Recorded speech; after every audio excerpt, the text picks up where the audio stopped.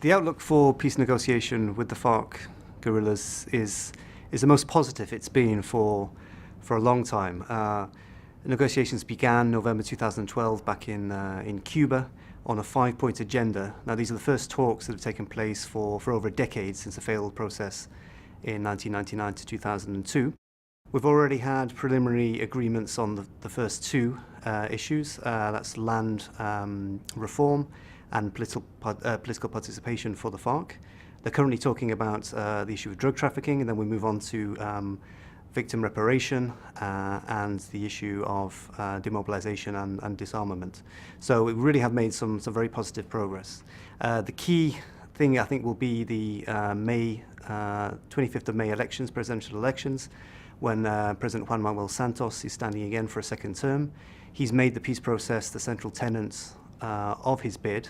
So really, if he wins, I think we're really going to see this through to the end. He had hoped to have at least a preliminary agreement in place by the May elections, but given the slow progress, that's not going to happen.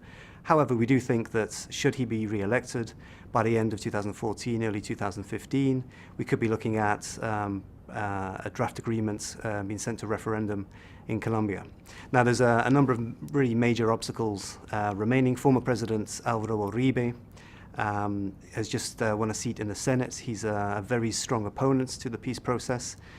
He has about 18 or 19 seats now in the Senate, and he's likely to try to slow it down, put as many obstacles in place as possible.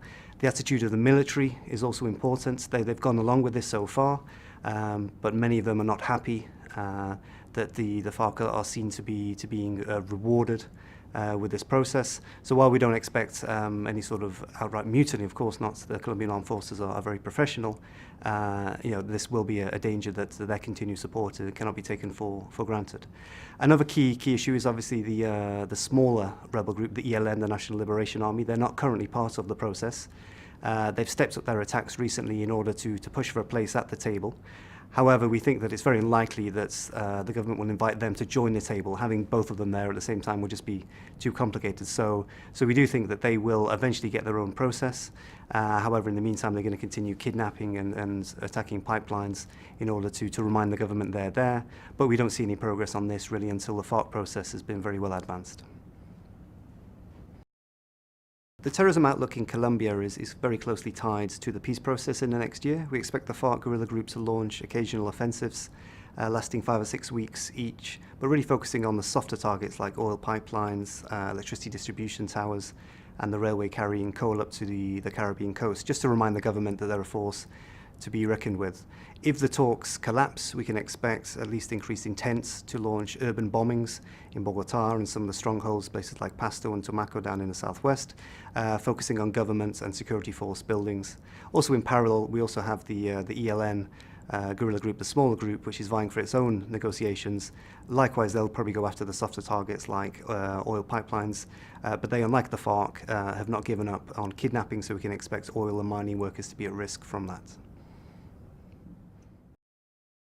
The outlook for organised crime in Colombia in the coming years is likely to be a very fluid one. We have two tracks. On the one hand, we have the criminal gangs that came out of the right-wing paramilitary movement around the turn of the century, focused very much on drug trafficking. There's several tiers to those. At the very top, you have those focused on drug trafficking, but further down, you have many smaller groups who do the legwork for their bosses, and they pose a real risk of extortion to small and medium-sized businesses. On the other hand, you have what we think will be the fragmentation of the FARC. Certain units will refuse to demobilize during the peace process and will probably set up their criminal gangs on their own. Now, they will probably move away from some of the traditional activities like blowing up pipelines and move more into drug trafficking. However, they still will pose a real threat to companies in their areas of operation, primarily through extortion backed up with real threats of shootings and small bombings.